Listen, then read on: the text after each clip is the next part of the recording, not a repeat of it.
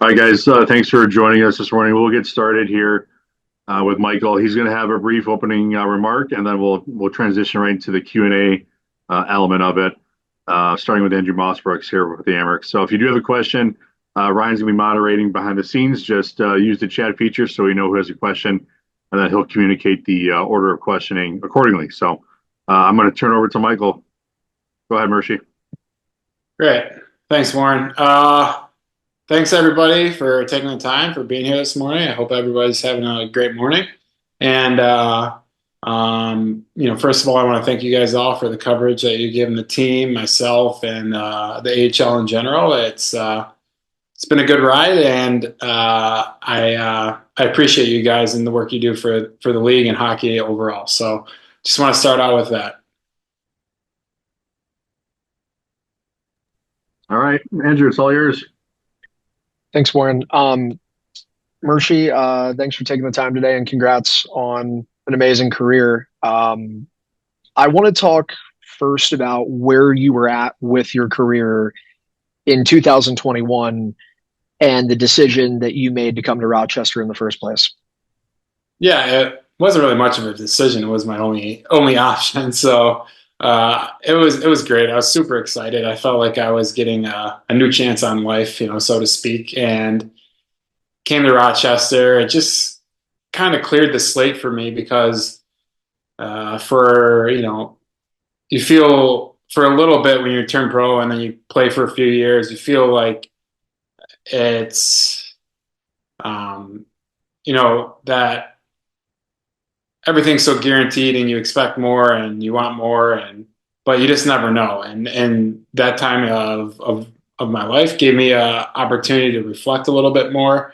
And when I came to the Amherst, I felt like I had a clean slate, and it was a transition period for me as a player from going to so focused on the NHL and being a prospect, and then you transition into that leadership and veteran role that I came into with the Amherst, and it was and that those two things, right? Going through that, where the NHL might not be an option anymore, and transitioning into a veteran role, and also getting an opportunity with a new organization. It all kind of just meshed well together at the right time, and I felt like I took a lot of pride in it and bought into what I needed to do to stay playing, because I found out pretty quick that it's not guaranteed. And to add on to that, the staff and the management and everything in Rochester was super welcoming, and just allowed me to be myself. When you say it was your only option, Mm-hmm. was there any talk even then of possibly retiring? I mean, was this a chapter that may have not happened?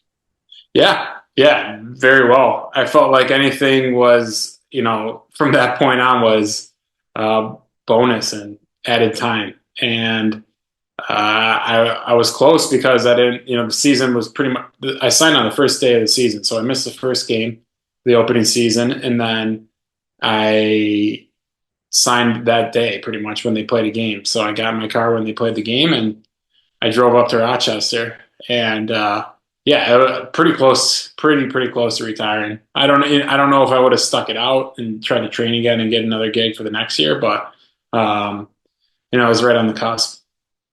So to have the seasons that you had here, what did this final chapter of your career mean to you? Well, I would say give me a little closure. Um, just obviously you want to play for as long as you can if it makes sense, and I felt like I was leaving, at a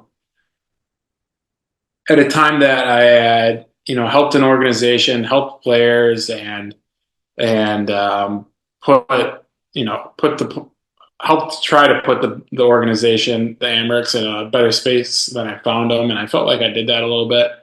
Who am I to measure that? But um, I loved it in Rochester, and the 4 years there were incredible. And um, if I look back on when I was first got there to what it ended up being, it's just like crazy to think about. So those the 4 years are probably some of the most fun hockey I've had. Just it felt like I was talking to Apps a little bit, and it felt like that's what hockey should be. The way we approached it, the way the teams were, the culture, and the enjoyment we had. Even when it sucked a little bit, we always found a way to make it enjoyable for ourselves. And yeah, I felt like it was the way hockey should be. Saying all that, what do you think you're going to miss most about playing? I'll miss the guys in the locker room and being, as you take a little bit of time in your way and you get a little more established in your community that I'm in here. And there's a lot of great people, but I don't feel like you'll ever have uh, a group of guys that all have similar um, characteristics and uh, similar passions. And hockey guys for the most part are all very similar, right? Because you're with each other so much, you just kind of all develop the same type of character. Whether it's hockey, or a lot of guys like golf, or a lot of guys whatever it is. It just seems like you have a lot of things in common, and you can always relate because you have hockey. So no matter what it is. So I feel like that'll probably be the biggest adjustment, is not being around guys that I feel like are very similar to myself consistently. The last thing I'll ask you, Mershi, is we're doing a lot of reflection right now. And we're talking about who you are as a player, who you were as the captain. Have you taken any time to figure out what Michael Mersch looks like as the person in this post-playing world? Yeah, it's funny. Like I'll still like go through times when I still feel like I'm a hockey player, right? I'll probably always identify as a hockey player, no matter what it is, just because my whole life I've been doing it, even though I'm not playing professionally anymore. And I think I'm very not much is gonna change really. I had a little glimpse of it during that COVID time, right when you weren't playing in October and you were home for a little extended period of time. So I got a little trial run with life outside hockey. And my personality didn't really change that much. So that's something that I feel pretty comfortable with. But hockey's all was is a huge part of my identity, and I don't think that'll change because I'm very passionate about the sport.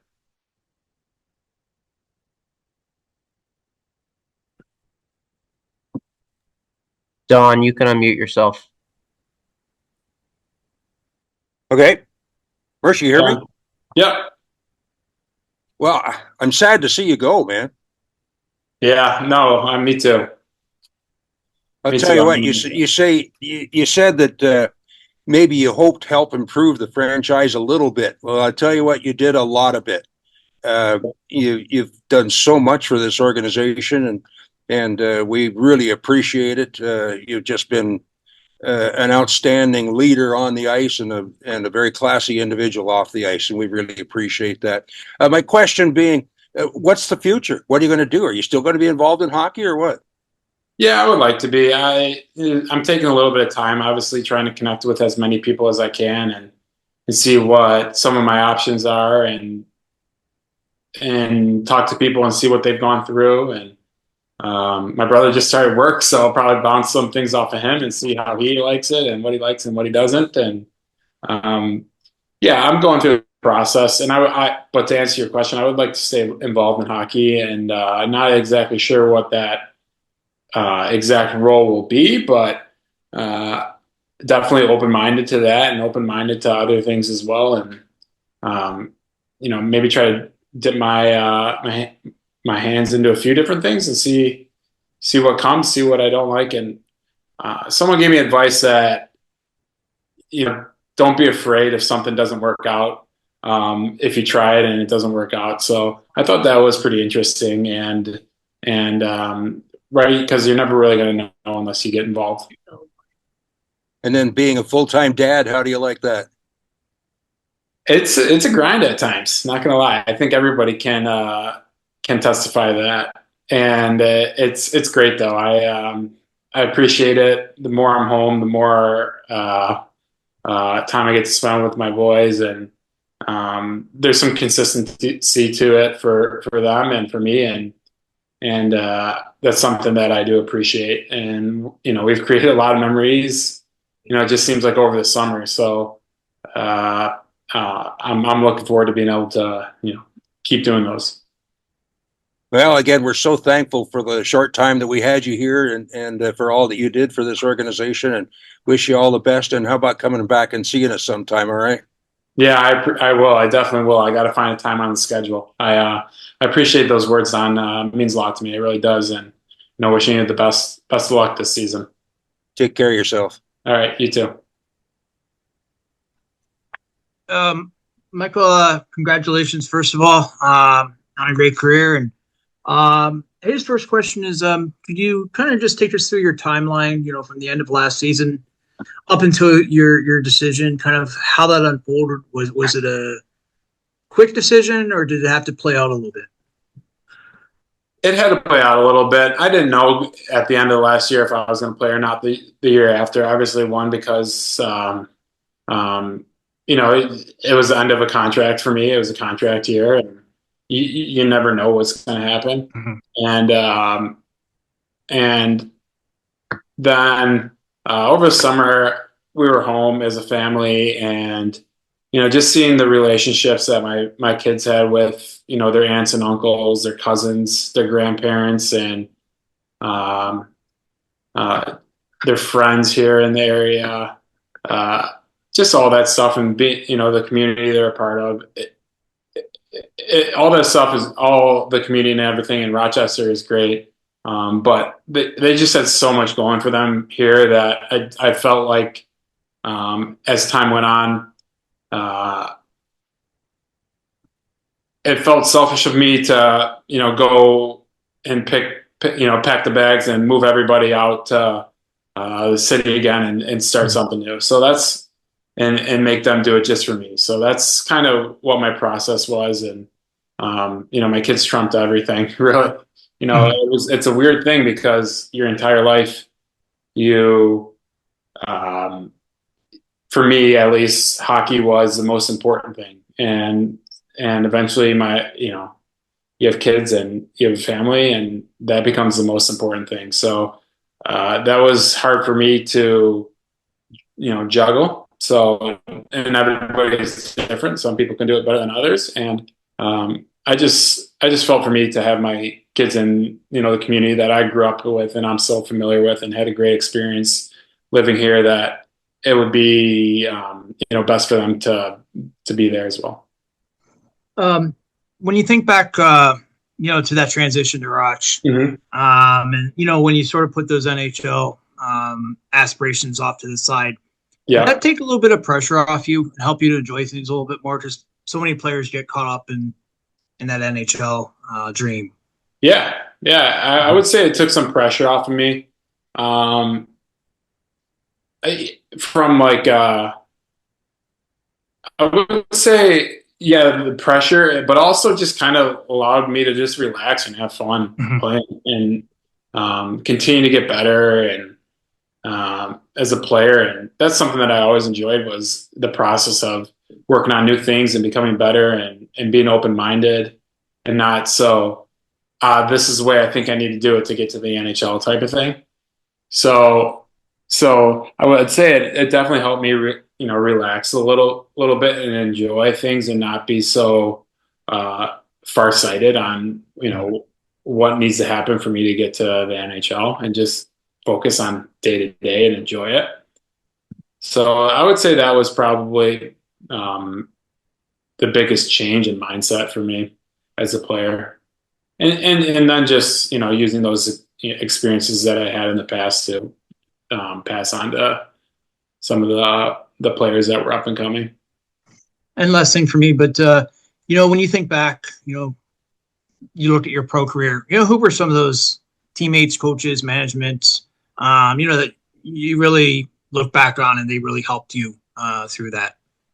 Yeah, yeah, absolutely. I appreciate you giving me the platform to shout out a few people Mhm. that helped me. I mean, I can go back and thank a million people, and if I don't mention anybody, it's not because they weren't a huge part of helping me play, as long as I did.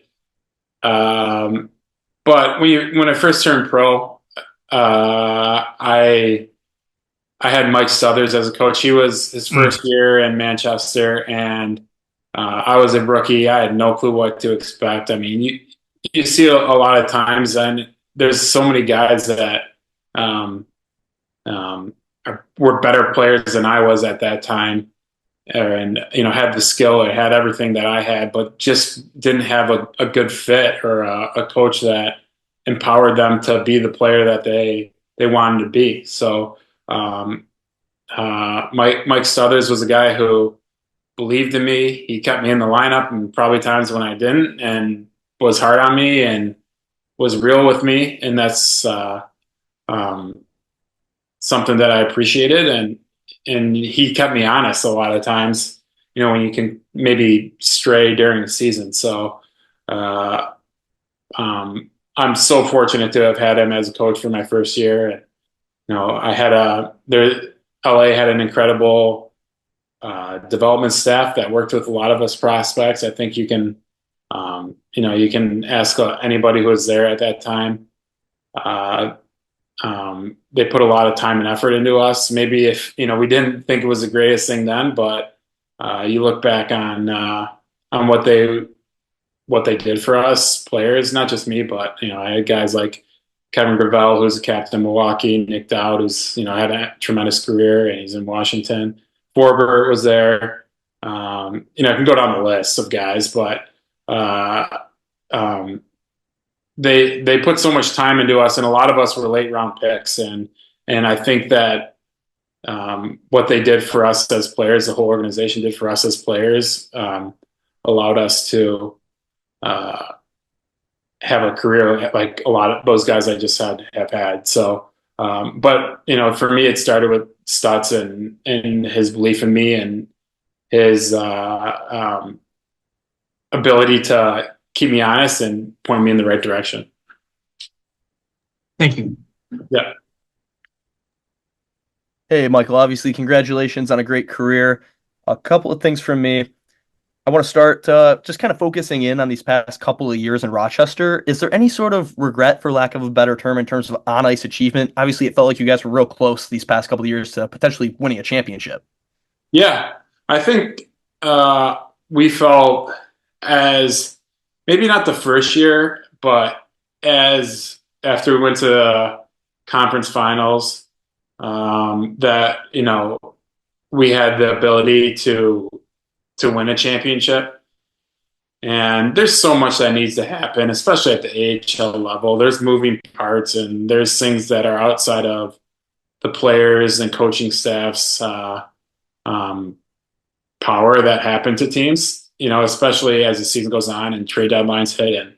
And, there's just so many things outside of your control and, playoff formats and whatever it is. And, yeah, I thought we would have had a chance each year. And, I would say no, because, when you don't win, it doesn't mean that you didn't have success. And when you don't, you're not the last team winning the last game of the year. It doesn't mean that you as a team or individually didn't have success throughout it for the season and consider it a failure. So I would say, obviously, we left stuff on the table because we didn't come home with any Calder Cups. But along the way, I think guys learned how to win, learned what it took, had some fun doing it, played in some pretty incredible atmospheres, and won some big playoff series against some tough opponents and some tough rinks. And it's just that stuff is so cool and so fun. But obviously, winning it all would be special. But it takes a lot of good bounces and things to go your way. Outside of just working hard and doing all the right things on the ice. So I would say, yeah, probably left some things on the table because we didn't win overall. But if you look at the finer details, uh, just because we didn't win doesn't mean that we didn't have success throughout each year. Alrighty, and Patrick asked you to highlight specific people. I want to ask you to highlight some specific moments throughout your career that maybe stand out above the rest. I would say specific moments. Let's see here. We had some pretty good ones between Manch and Ontario. We had obviously winning the Calder Cup my first year was a blast and so cool, and it just seemed like the year flew by, and then we were playing into June, and to do that my first year kind of just sets you up to potentially have a, a longer career. So we had some great guys on that team, and that was a huge moment. And then I hadn't been back to that rink in Utica until I was with Rochester. So when I walked back in, I was like, oh, I remember this rink. So that was a good moment. When I was in Ontario, we had some wars with San Diego, and and those playoff series were always fun. And then let's see here, and then signing as a free agent with Dallas and Texas, that was a great experience going through that process. And then if you want to look at the time in Rochester and kind of dial into that, we had, and it's the most fresh in my mind. We had, first year, I don't think the team had won a playoff series in 20 years. And we beat Belleville. We snuck in, first of all, with another team had lost a couple games in a row, and that got us into the playoffs. So we're the last seed. And then we beat Belleville in the first round. And then we beat Utica, who was the 1 seed in the next round in game 5 in Utica.